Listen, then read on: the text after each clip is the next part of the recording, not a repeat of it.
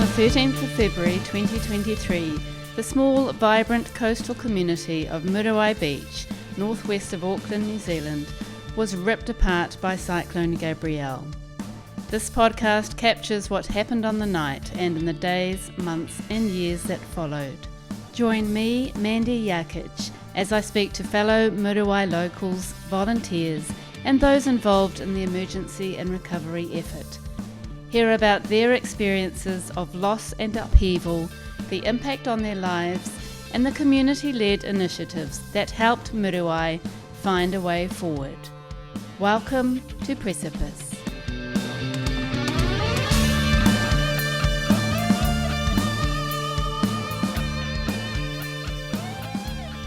Caroline Bell Booth joins me in this episode. Caroline lost her home on the night of the cyclone and now lives in Wellington. She is a television director and used her skills to be an advocate and the so-called poster child for the Muriwai community. Caroline recounts the traumatic events she experienced on the night of Cyclone Gabrielle. Everyone was yelling at me to run, and that was because they could hear the hills behind our house cracking. She talks about the personal impacts of the disaster and the surprise issues she had with insurance. She explains her advocacy role. The role of being that face of the community was a deep, deep honour for me. I'm so grateful that people trusted me with that. Caroline talks about what she has noticed about herself since the disaster. There's something really distinctive now about sudden change, about blindsiding. It affects me really strongly, and I have to parent myself through those moments. Ooh-wee. And Caroline shares why she felt she needed to leave Muriwai after the cyclone. Kia ora, ko Caroline Bell Booth taku ingoa. I have been a Muriwai resident.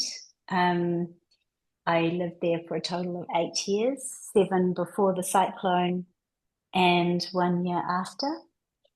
And I moved at the time in the relationship that I was in to Muriwai undeniably because of the beauty and the lifestyle that it offered.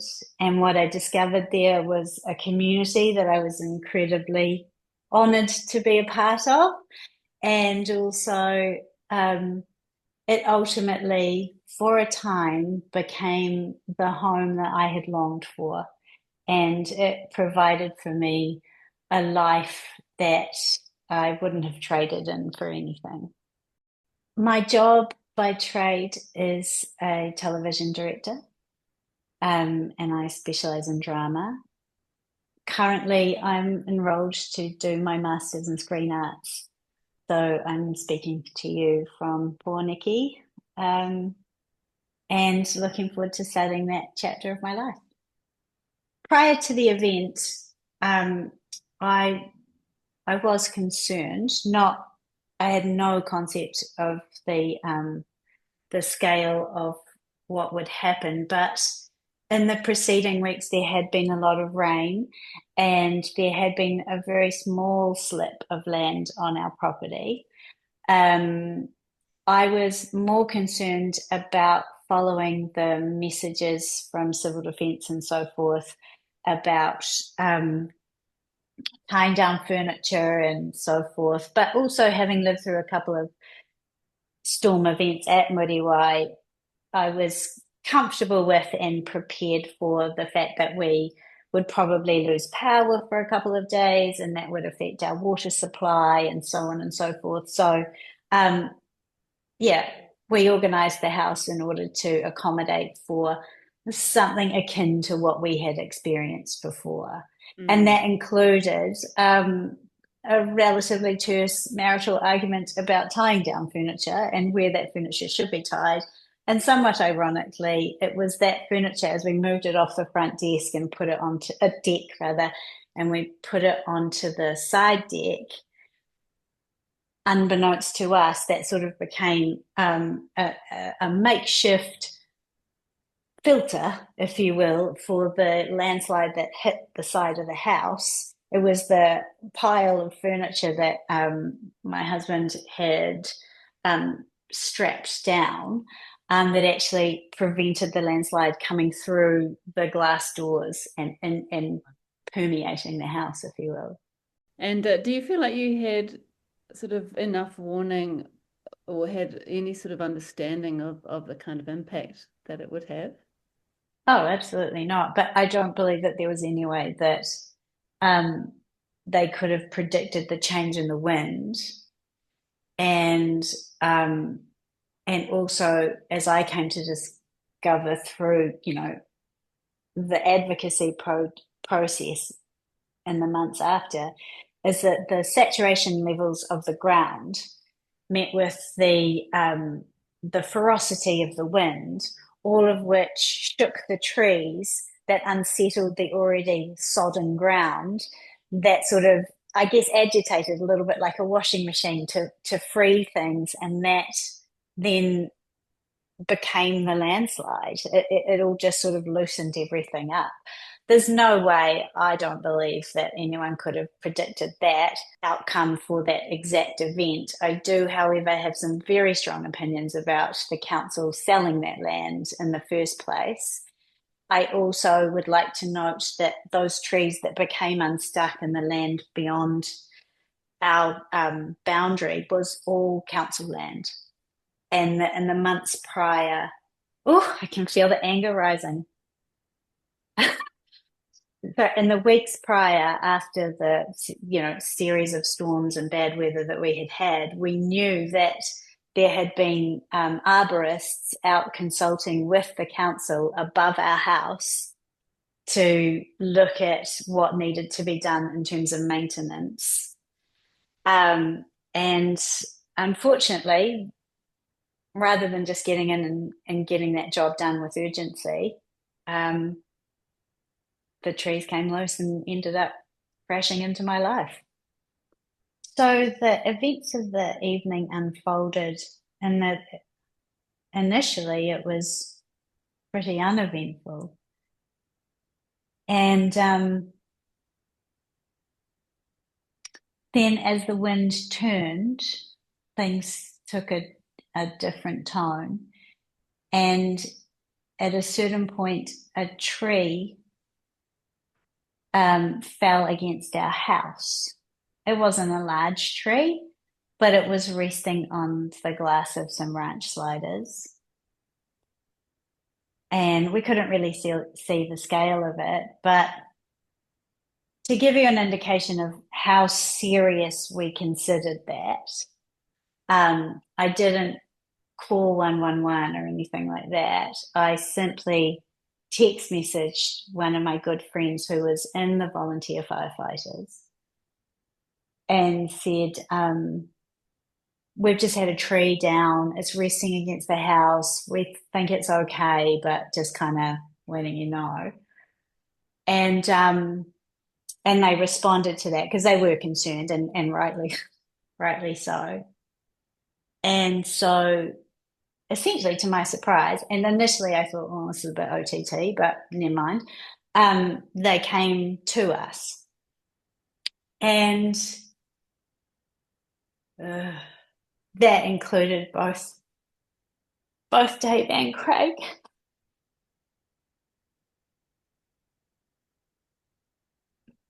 And they did an assessment of the house, and I still have video footage of that. And it was decided that after using a chainsaw to adjust the tree and take pressure off the door and so forth, that it was just a better idea to evacuate us. So we were in fact the first house to be evacuated.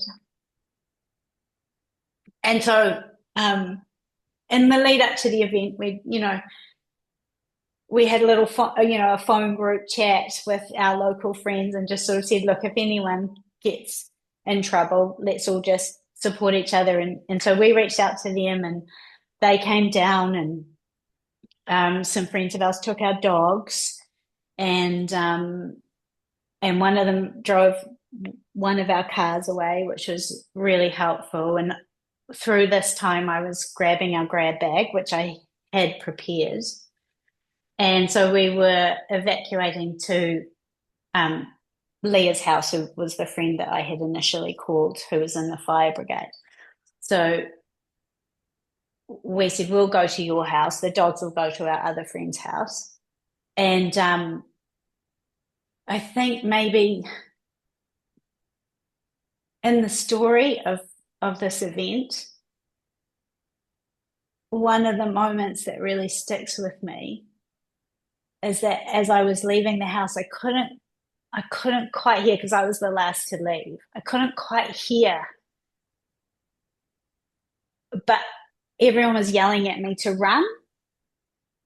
And that was because they could hear the hills behind our house cracking. And so that's how we left the house. And for all the tragedy of that night, and me sending that text message, what happened was that because, the volleys had turned up outside our house, and, Muriwai, small old community, and everyone was like, oh gosh, what's happening at Caroline and Matt's house? And so everyone was alert. And that meant that also the volleys were on our street, like right in the thick of it, to hear those hills crack. So it meant that they could take action rather than wait. Because if you think about the disaster of those houses, and if there had been families in there, I just think that the body count would have been so astronomically higher. Which is not to say that what happened didn't come at a huge cost.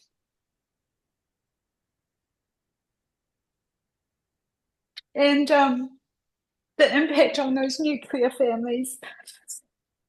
I mean,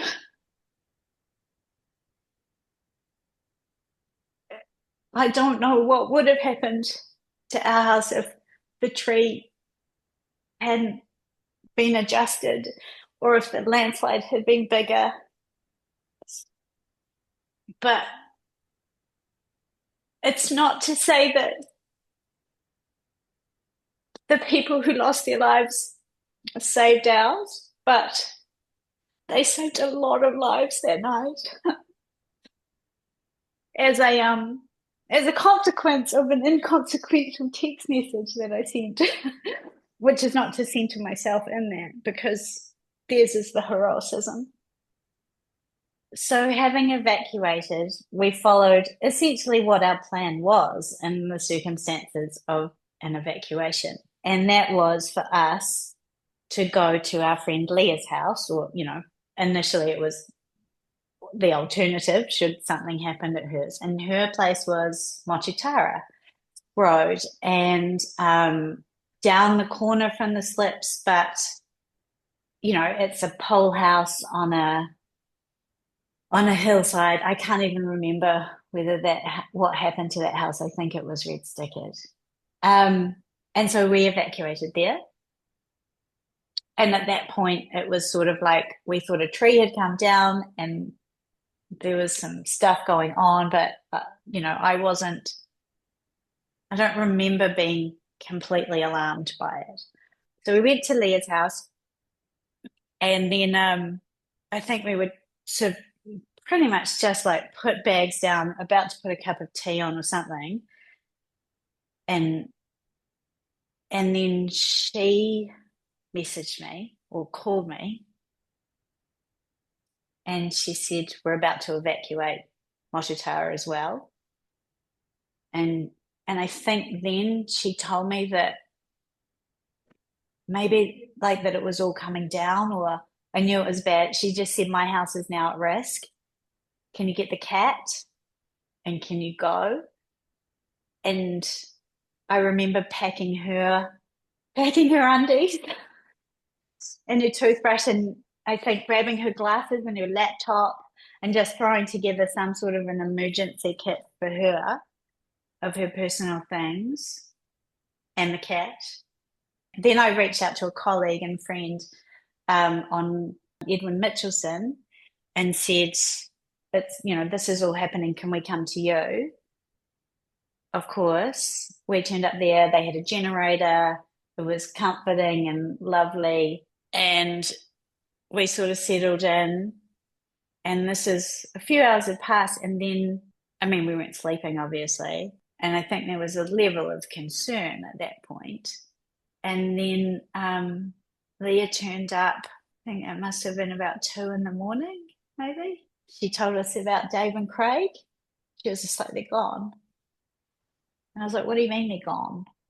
And she was like, a landslip. We were trying to get people out of, I think it was Eddie's home or around Eddie's home.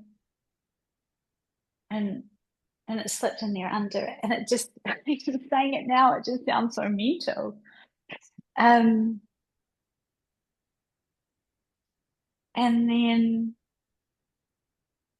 I think, we tried to just calm ourselves and have some tea. And I remember going to bed at like small hours of the morning and saying to my husband of the time, we're never going back to that house. And I didn't mean that like I don't want to go back. I was just like, I don't think that that's going to be possible. And I was right. Was he on the same page with you? Was he thinking the same? Difficult to answer that question without the lens that I now look at it. No, we're very different personalities. And his concept was that it was all going to be okay. That's my memory of it. But that was probably him dealing with the shock as opposed to acknowledging the scale of what was going on. The 14th of February is significant to a number of people for romantic reasons. It's now significant to me as the day we walked back to Domain Crescent and saw an absolute disaster zone. And my life irreparably changed from that morning onwards. What was it like in the hours or days after that event? How did you find handling that and managing what had actually happened around your house and that kind of thing? Where did you go from there? You kind of go into shock.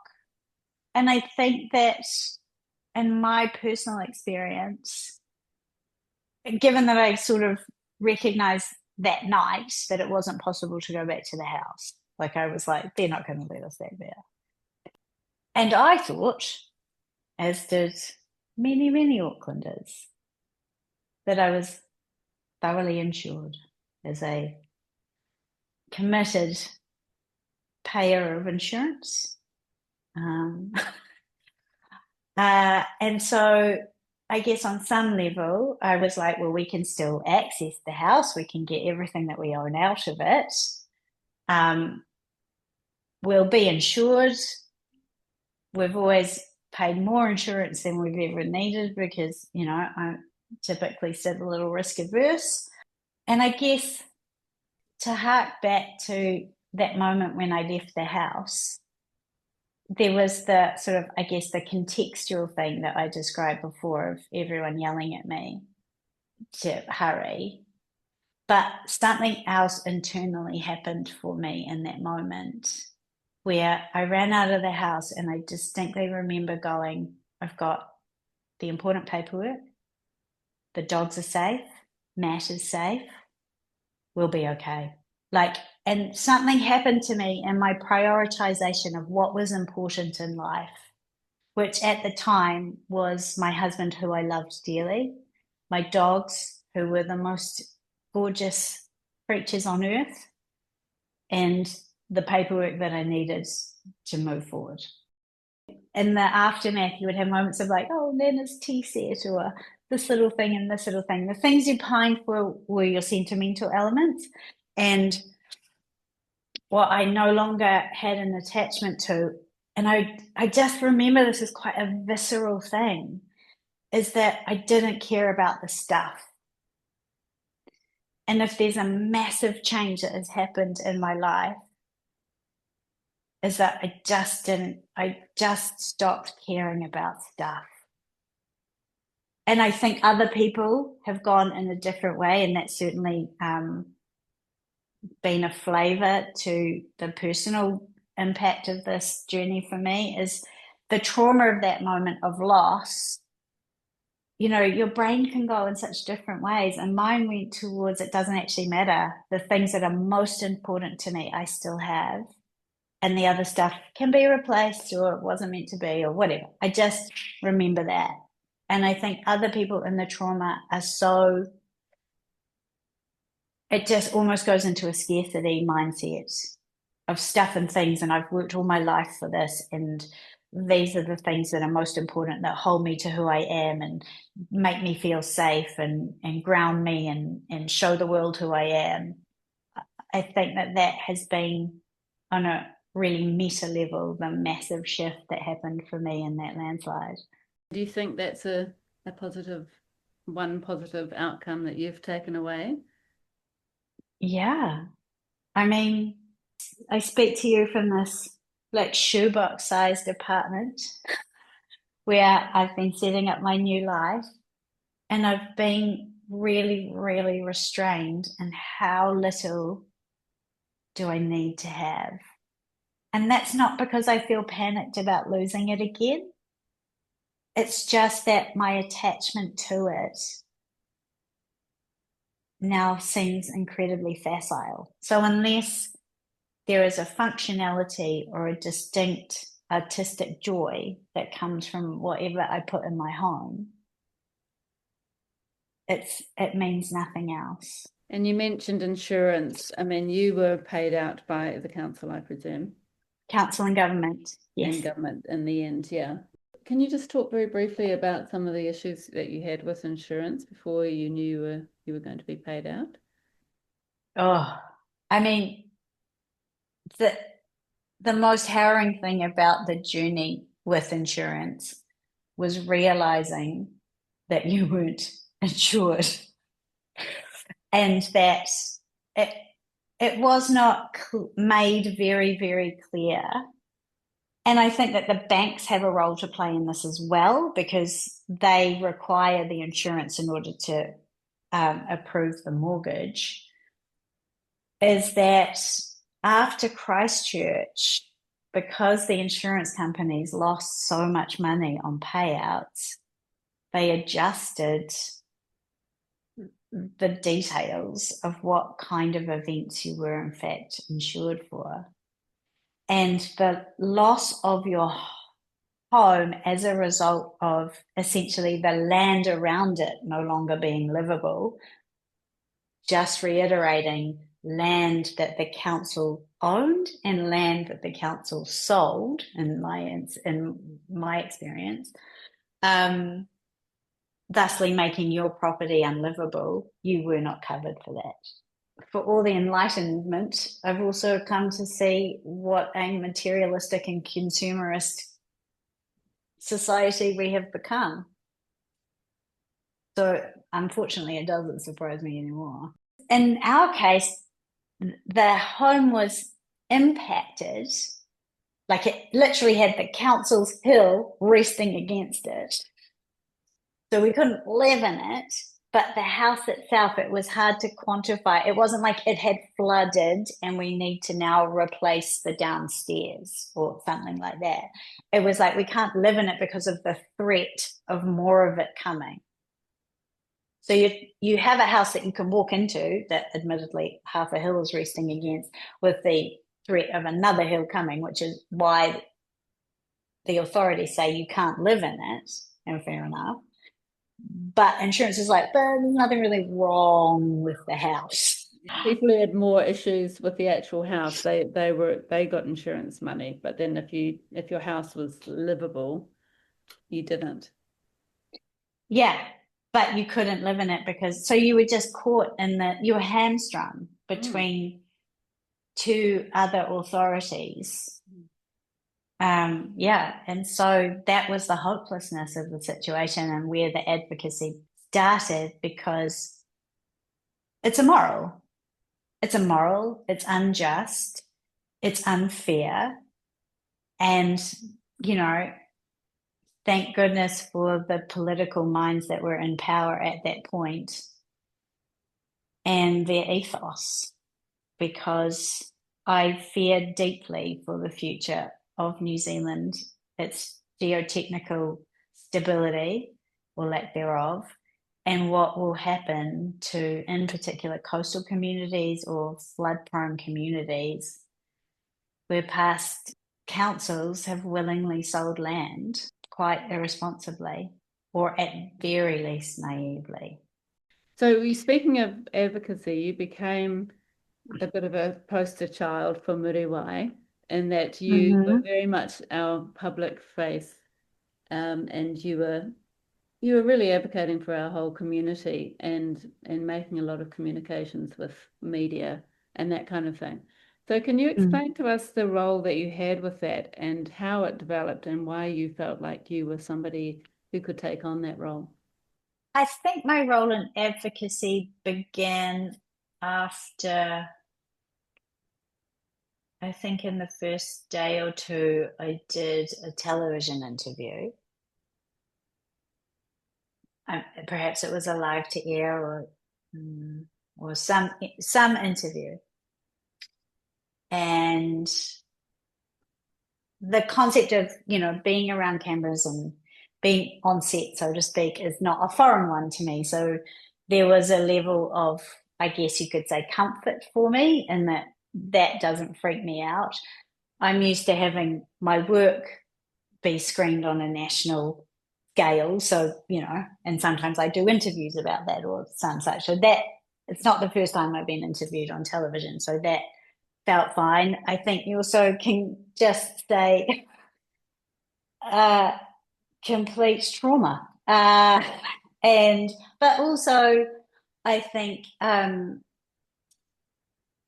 just in that first instance, feeling like I had the ability to explain what was happening cohesively and succinctly, and I could see that other people were in trauma around me. Well, I was in my own level of trauma, but um, it just like felt in some ways like work for me. Did you actually reach out to them or did they connect with you, the media? No, they connected with me. I don't recall how I mean, I'm sure that you'll find in the series of interviews that people's memory has dropped out a lot.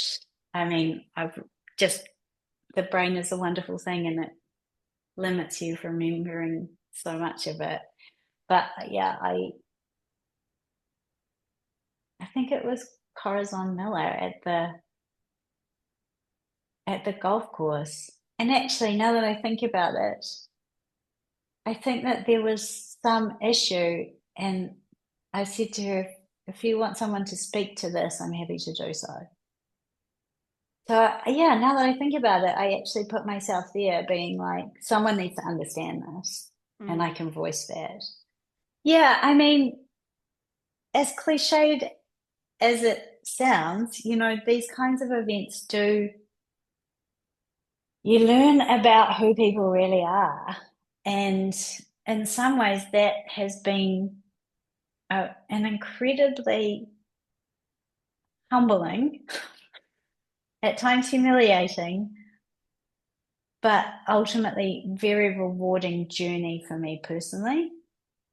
It has also been a deeply devastating journey for me to find out who other people are. Could you just explain to us exactly what you did for the community in this advocacy role and how it assisted all the initiatives that were being taken by the community? Look, I saw my role in the advocacy, which was, I guess you could say, the spokesperson for Muriwai. I I was simply a conduit for the incredible team behind me. Muriwai enjoyed having a community that had incredible resources, not just socioeconomic, but politically connected, media connections, strategic marketing skills, and we threw them all in, and we came up with, a crackshot team that, in collaboration with other West Coast beaches like Piha, we had a good story. We had a really good news lead, and we knew it. And that's not to say that we exploited it, but we knew that there was a time frame. We also had the pressure of a new government possibly coming in later in the year. These are not the initial thoughts, but this is part of the overall strategy with the advocacy. And on a personal level, and also on a greater Auckland-wide level, it was important that with our resources and the attention that we could draw to ourselves, that we use that to set a framework for the buyout process that facilitated a level of recovery that was fair, so that communities who were not as well resourced socioeconomically or otherwise didn't have to do that work for themselves. And that, yes, they came later because we were the poster kids for the recovery. And, my understanding is that that work still goes on, and my heart just literally bleeds for those families. That there was a path that could be followed. Why do you think it's important to have one spokesperson like yourself taking on that role? Well, I guess you accrue a sense of connection with the audience. And I'm a storyteller. And so there were lots and lots of things that I edited out. And, with this team behind me, I knew what are the 3 key points that I need to hit in every interview. And so I'm honoured to have done that job, but it took a lot to do those things, to sort of hold your grief and your distress of your worst, most vulnerable moment in life up for people to see, and to say, my experience is not unique. This is what everybody else is going through. The opportunity here is that I can show you a little window into what that is and what that feels like, and be able to hold that and show that for you. Everybody else around me is experiencing that as well. I think it's important so that people understand the human cost. It would be really easy to tell the story as one which is like, community wants buyout, gimme, gimme, gimme. And I certainly got a level of trolling in response to me publicly sharing what life was like for myself and for other people. People contacting me via Instagram and social media, telling me how selfish I was, and that, clearly demonstrating from the way that I was dressed and the way that I spoke that I should shut the F up from outside, like, New Zealand public. That's okay. That person's in pain. The role of being that face of the community was a deep, deep honour for me. I'm so grateful that people trusted me with that. The messages that I got from residents were so moving, and people saying to me, thank you for explaining in the way that you have explained it clearly emotively but not emotionally. Thank you for showing everybody else what our pain is and doing it with a level of, I guess, dignity for the community. I'm just humbled by the love that people showed me as a result of doing that, because I would have done it anyway. And I'm just glad that my sassy attitude and my love of words was able to, for once, not get me into trouble. In the event of something tragic like this happening in other communities, and I'm saying more when rather than if, to be honest, the role of being able to communicate to the wider public is a very helpful device to navigate through. It's only one part, and I really do want to stress that the points that I was making, the research that I was quoting, the concepts that I was pressing, I was definitely coached into. I understood them, and I was a part of the team that brought that together. But the advice that I would give is, within a community, those natural strengths come out. There are the researchers, there are the historians, there are the politically savvy ones, there are the marketers. If everybody can work together, and then there are the mouthpieces, if everybody can work together and really pursue communicating what the problem is. Because if we didn't have the attention that we had from media, the politicians wouldn't have been under the same level of scrutiny and pressure to make changes. It would have dilly-dallied, and we would have been caught in a cycle. So my advice would be, work as a team. I think it's really important also, if you are the spokesperson, to make it personal, but not just about you. You are a conduit for so many people. And I would also say to those people, it's a weight of responsibility. It's an honor. And it was draining. It's something that I can do. So I didn't see it as a burden at all. I saw it as a real honor and a privilege. But to also be very gentle with yourself, because if you happen to be an empath as well, which typically storytellers are, it will drain you. So while you're taking care of other people and fighting the good fight as best you can, take care of your own heart as well.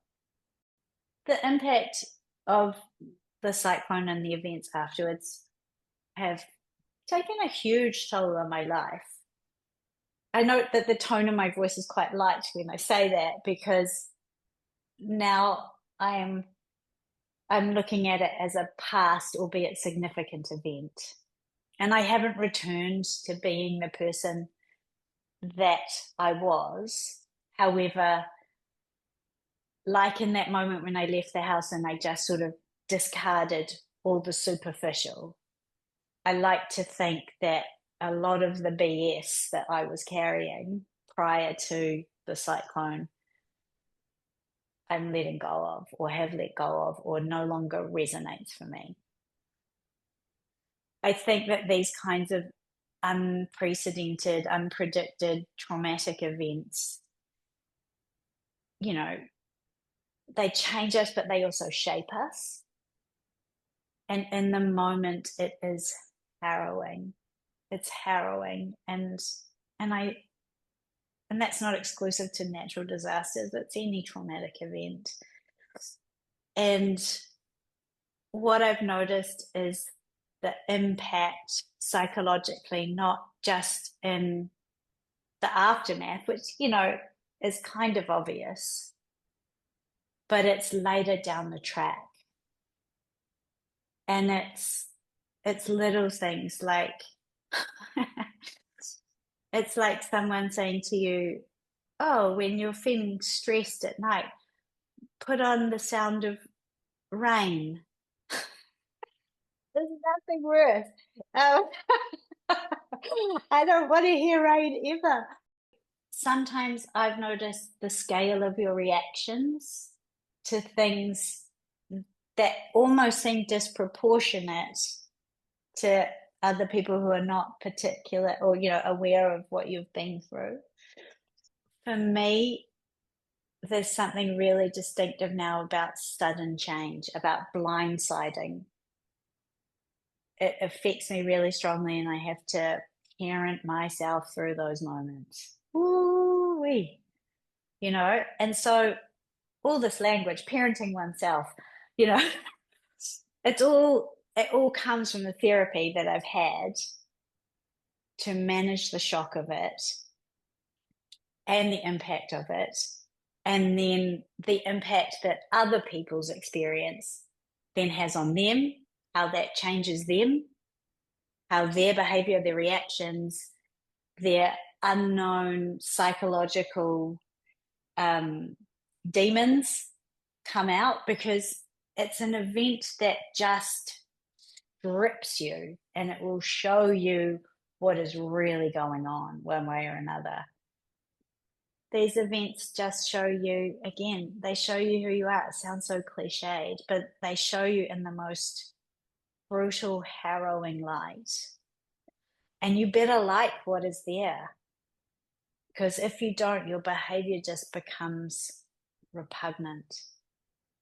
The personal landslide that happened as a domino effect to this landslide, I don't think was entirely unique to my situation, because trauma just pushes you and your behavior and your fear into stark reality.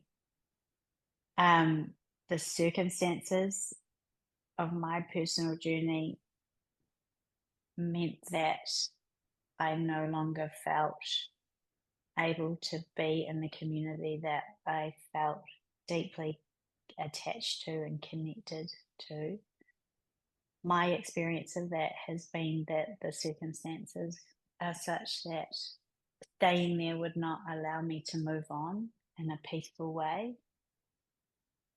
That said, to be fair to all parties, I didn't want to stay in Muriwai because I didn't feel safe. And after what we went through, I really struggled to see, I kind of struggled to see how anyone would want to stay. I had quite a visceral experience that night, though. Some people weren't aware of the scale of it until later. Some people's houses were at risk, but they weren't actually affected. Some people weren't affected at all. I've always found Muriwai like a place energetically where lots of things end. Lots of people come to Muriwai and end their lives, either knowingly, by choice, or by accident. I've always thought of it as a place where things end. And lots of things ended for me there. I maintain some friendships with people there that I'd like to think I have forever, just because they will understand a part of me, a little bit like your siblings, that there are people there who will understand a part of me that other people won't understand. And it's with deep sorrow that that person isn't the partner that I chose in life. I think that could have been a lovely journey to go through as humans. And I really celebrate and acknowledge the relationships that did stay together and have journeyed through that process to come out the other side stronger. Yeah. But there are two people in a relationship and two very different realities. This experience has irreparably changed my relationship to land and safety. And politically, my leanings have always been left.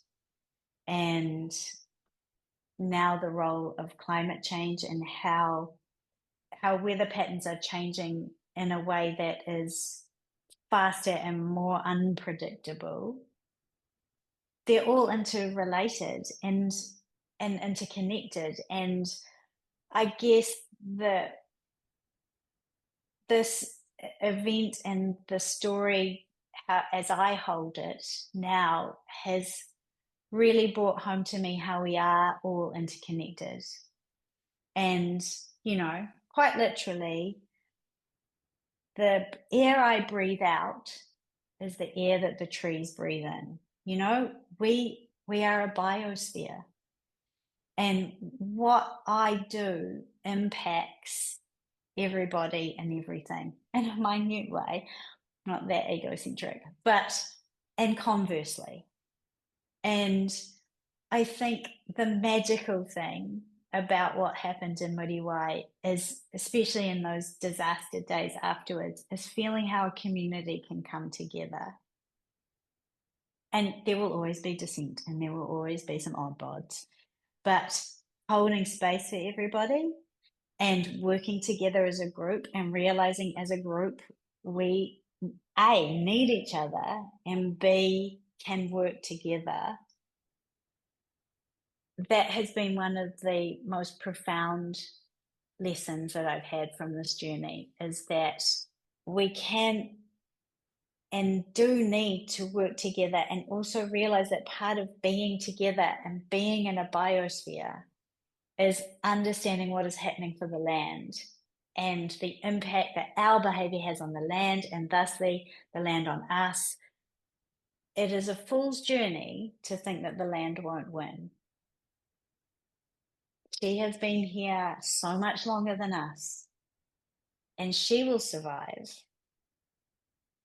And it's our job to try and live in harmony with that.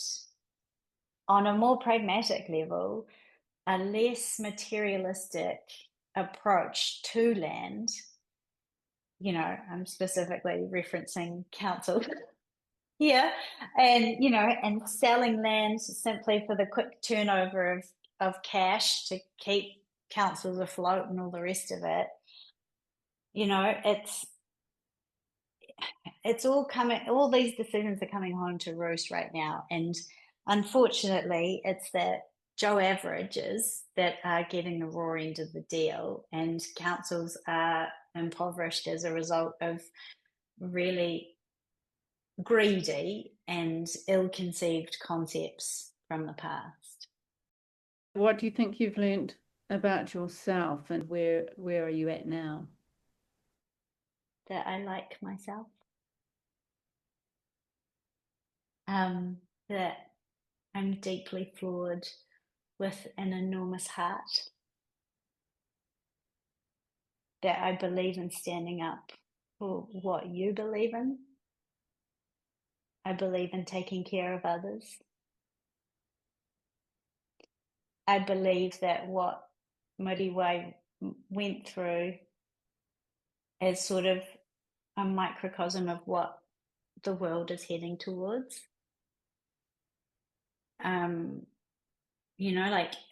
The journey is a massive spiritual reckoning. And you can deny that. You can deny that.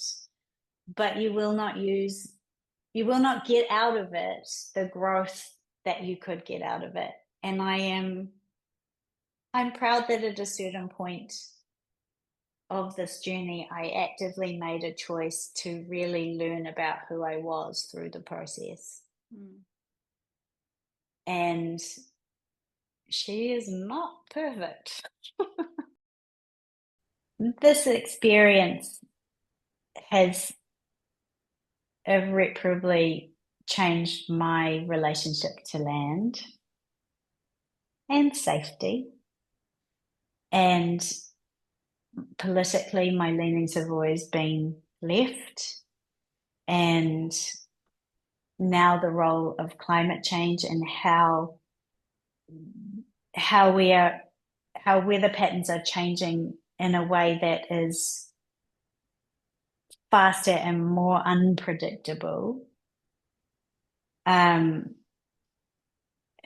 You know, they're all interrelated and interconnected. And I guess this event and the story, as I hold it now, has really brought home to me how we are all interconnected. And, you know, quite literally, the air I breathe out is the air that the trees breathe in. You know, we are a biosphere. And what I do impacts everybody and everything in a minute way, not that egocentric, but and conversely. And I think the magical thing about what happened in Muriwai is, especially in those disaster days afterwards, is feeling how a community can come together. And there will always be dissent and there will always be some odd bods, but holding space for everybody and working together as a group and realizing as a group we A, need each other, and B, can work together. That has been one of the most profound lessons that I've had from this journey, is that we can and do need to work together, and also realize that part of being together and being in a biosphere is understanding what is happening for the land and the impact that our behavior has on the land, and thusly the land on us. It is a fool's journey to think that the land won't win. She has been here so much longer than us, and she will survive. And it's our job to try and live in harmony with that. And on a more pragmatic level, a less materialistic approach to land, you know, I'm specifically referencing council here, and, you know, and selling land simply for the quick turnover of cash to keep councils afloat and all the rest of it. You know, it's all coming, all these decisions are coming home to roost right now. And unfortunately, it's the Joe averages that are getting the raw end of the deal, and councils are impoverished as a result of really greedy and ill-conceived concepts from the past. Well said. And what do you think you've learned about yourself, and sort of where are you at now? What I've learned about myself from this journey, that I like myself, that I'm deeply flawed with an enormous heart, that I believe in standing up for what you believe in. I believe in taking care of others. I believe that what Muriwai went through is sort of a microcosm of what the world is heading towards. You know, like, the journey is a massive spiritual reckoning. And you can deny that. You can deny that. But you will not get out of it the growth that you could get out of it. And I'm proud that at a certain point of this journey, I actively made a choice to really learn about who I was through the process. What do you think Muriwai did really well as a community? I'm really proud of the way that we held space for each other. There was how we presented on a national front, but internally, not everybody was on the same page. Not everybody suffered the same level of loss. Not everybody understood what everybody else was going through. I feel like I was in a team that was very much at the nucleus of the impact. My loss was significant, not as significant as others, but I was close enough to their loss that I could feel it, and it still pains me. And that we held space for that, and that we took care of each other, and that we went through something that was really, really hard. I don't know what it's like out there now. I still feel a deep sadness to feel, due to personal circumstances, ostracized. But I'm also really used to loss now. And I used to be somebody who would hold on to things very tightly. And Muriwai is just one of those things, one of those many, many things that I have loved deeply that I've had to let go. There's only water, I am your daughter. Wash me clean. Precipice was commissioned and funded by Muriwai Community Association, supported by the Auckland Council Recovery Office. Artwork by Taylor Williams, soundtrack by local Muriwai band Tin People, written in response to Cyclone Gabrielle. Ngā mihi thank you to the Muriwai community for their input and bravery and for sharing their stories. And thank you for listening.